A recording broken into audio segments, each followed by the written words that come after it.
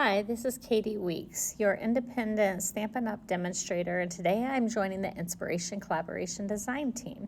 And our challenge this month is to show different ways you can use the two-toned cardstock. So I have a couple of embossing folders, and I am running them right now through my machine. I'm using the Forever Plaid and the Happy Hibiscus Hybrid Embossing Folder. So I'm die cutting both of them on both the light and the dark side. I had found a card online by Sandy McIver, and she had sanded the two-toned cardstock, and I really liked, or something with a white core is what it appeared to be. And it was part of a Team Spellbinders challenge that she had posted this picture, and I absolutely loved it. And so I wanted to give kind of the same type of effect. So here's the hybrid embossing folder. I got those dies in place, and then I stuck my cardstock in, and I am cutting them out. So I will use these on my card. I also went through and did the same thing with some white willow cardstock, and I don't show all of that on camera, but it was the exact same process.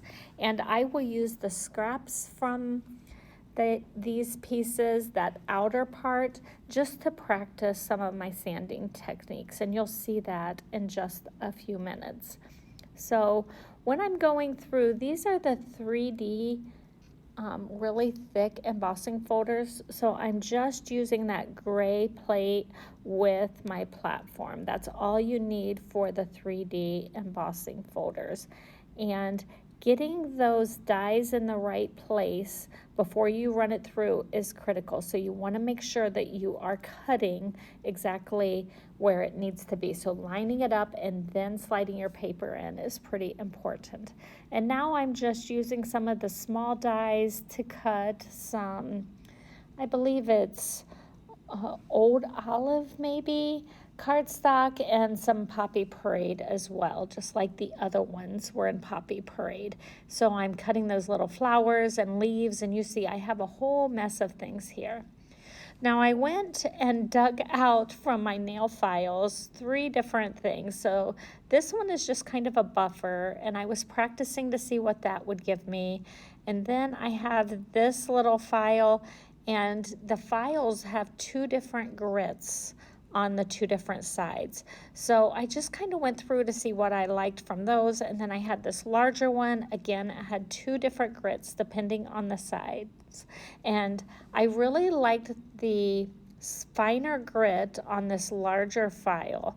So that's what I try here. And I noticed that with these flowers, if I kind of push up from underneath with my finger in those petals, then I got a really nice sanding effect. So once I had figured out my favorite with all of these, I went through and I cut my cardstock sort of at an angle around some of these flowers. So this is so that I can have the Forever Plaid showing in the background. And so I will use the opposite sides of the paper for the Forever Plaid, and I made 2 cards that you will see. So when I had the darker Poppy Parade, the true shade for the Forever Plaid, then I did the lighter shade that had the Happy Hibiscus. And then when I had the lighter shade of Forever Plaid, then that one I put the true shade, the darker shade of the Happy Hibiscus on top. So I cut both of them like that. Can you see the contrast in colors? I just love that. So now I need to go ahead and sand these once I figured out the grit that I liked the best. And so I liked the finer grit that was on this. I used to have some little sanding blocks at one point from close to my heart, and I no longer have those in my stash. I don't think they held up all that well. The sandpaper part didn't stick to the block well enough. It just didn't last for me. Maybe I'm just a little too aggressive. I really like nail file that's a little bit firmer for me to get in there. And so it kind of makes a mess on your desk, but you can see I went in and got that all sanded, and then I go in and I do the lighter shade as well. So I really like the effect of showing that inside white core of the two-toned cardstock. I'm also really enjoying the heavier cardstock that's solid all the way through. I think I enjoy that solid cardstock the best for a card base. It gives me a substantial card base, and then I like to layer things with this two-toned cardstock. And if you are having trouble with your cardstock kind of cracking when you do embossing folders, I like to bring in a very fine water mister, like a water bottle that's a very fine mist, and I just give it a spritz. Now, I did not do that with these passes through my embossing machine because I knew that I wanted to expose that white cardstock, right? I knew that I was sanding it, so I skipped that step this time. But if I am not going to be sanding it or making it look distressed, I usually use a fine mist water bottle. I'll give it a nice spritz. I will run it through my embossing folder in my embossing machine. And that really allows the fibers to stretch without cracking. So that is the secret to embossing and avoiding getting the cracking of your papers. So here we go. Now I'm on to sanding the flowers, and this is where I'm really pushing up underneath with my fingers. So can you see? Isn't that just beautiful? I really love the effect. You can see the darker one up at the top of the screen, and this lighter one is what I'm working on now. So there's my cards, and now I'm going to come in, and I did the die cutting embossing with some of the white happy hibiscus that I had cut out. And so I'm just going to take my Poppy Parade, I'm going to make a little puddle down on my glass mat. I really put way too much ink down there. I really didn't need to put the whole ink pad down. I could have just probably did one side of that. And I'm bringing in a water brush. Now, Stampin' Up! Has carried these water brushes in the past, and our supplier is no longer going to be supplying those, but any water brush that you have in your craft room will work. I did not really squeeze too much water out, so I kept the ink pretty dark for the first pass through, and then as I got to more layers and I came to the outside of the petals, that's when I squeezed more water into that puddle of ink off to the side. And I wanted the darker shades on the middle of those hibiscus flowers, and then I wanted the lighter shades coming on the outside of the petals. But you can use whatever type of coloring techniques you like.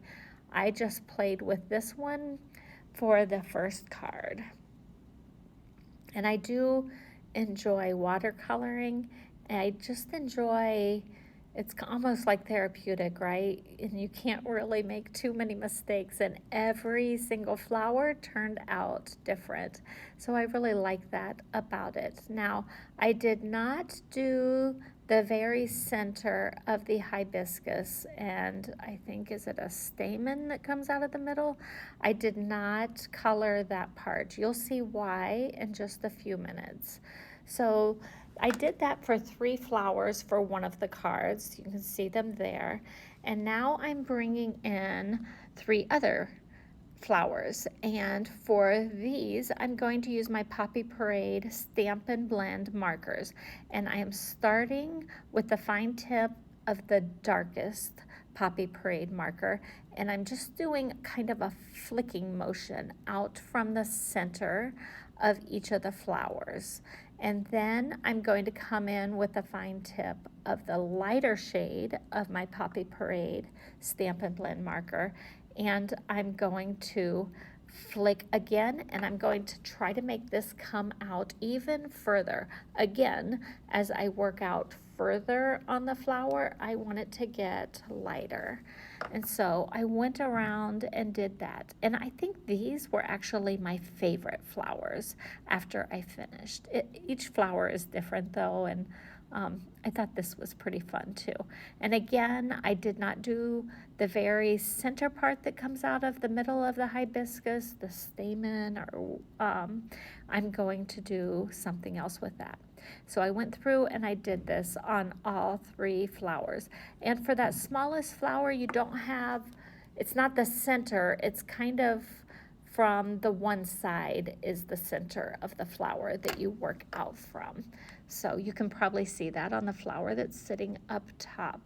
And with the smaller one that I used the Stampin' Blend markers, I did do a little bit of blending towards the outside with my color lifter. I was just experimenting.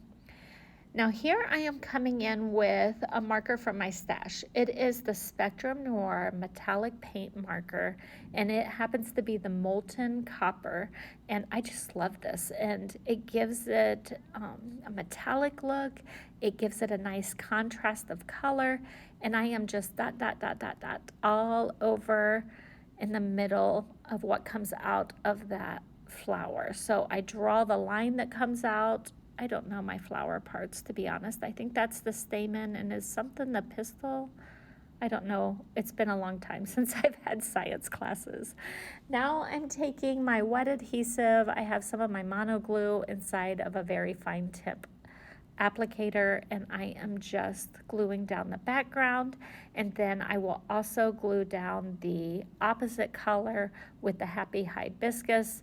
And I made sure that my adhesive did not go all the way to that cut line for the Happy Hibiscus in case I want to tuck a few of the flowers, but I don't know if they'll go inside there or just under these flowers. But I just kind of played with the placement, and then I went back and I used some dimensionals to put on the flowers, and a couple of these larger flowers will be showing from underneath the other layers. So I went back with that Spectrum Noir metallic paint marker and did those as well, the ones that I had sanded. And then I'm just going to put these on, and I play with the flowers, I play with the leaves, and figure out the placement, what I like best. And I'm going to tuck these leaves underneath, and the leaves I did on both the light and dark side. So if I have light leaves on a flower, I made sure, if they had 2, I made sure both of them were light. And if it was the darker shade of the old olive, I made sure that both leaves were the darker. And so I popped up all of the flowers with the dimensionals, and I put those on top. And then I tucked in the leaves after I put the flowers on. That's when I tucked those in. And then I did bring in another stamp set. This was from a paper pumpkin kit that was last summer. And I had some leftover little shapes that match the sentiments, and so I'm just going to stamp the sentiments and put those, I'm going to stamp them in Old Olive, and then I will use my dimensionals to pop that up on the front of the card. And I'm also going to bring in some pecan pie and clear ribboned adhesive backed dots, and I'm only going to use the ones that are pecan pie. And so I stamped off the rest of these sentiments that I had the shapes for in the set, so I could decide which one I like best. And this one seems to fit quite nicely. So when I add the adhesive backed dots to this, I'm going to place them where the center of some of the flowers will be, and then I'm putting them in other random spots as well. And you'll see I had even tucked in a few of the little flowers in behind those hibiscus at the top. So here's one last look at the cards, and then I also took the negative space from the white happy hibiscus and I put in some of the Poppy Parade sanded flowers as well, and I popped those up. So I hope you've enjoyed this. Make sure you jump over and check out everybody on the playlist for the Inspiration Collaboration Design Team and see what they have to show you using the two-toned cardstock.